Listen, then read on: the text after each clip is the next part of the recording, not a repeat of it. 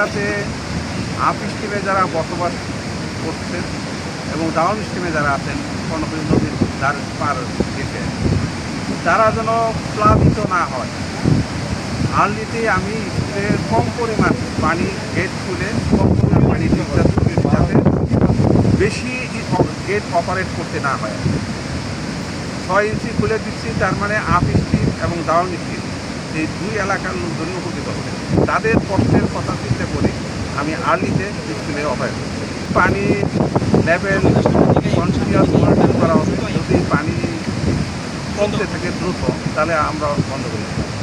আর যদি পানি আবার এই সামনে বৃষ্টি আছে, এই আজকের থেকে বৃষ্টি আছে, যদি পানি বাড়তে থাকে, তাহলে আমরা হয়তো পর্যায়ক্রমে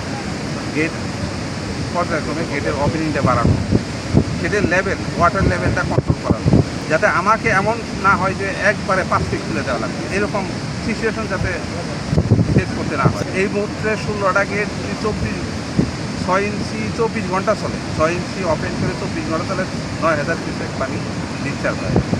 আর এই মুহূর্তে আমার 5টা মেশিন দিয়ে 222 মেগাওয়াট বিদ্যুৎ জেনারেট হচ্ছে এবং 222 মেগাওয়াটের জন্য 32,000 কিউসেক পানি ডিসচার্জ হচ্ছে পাওয়ার হাউসে।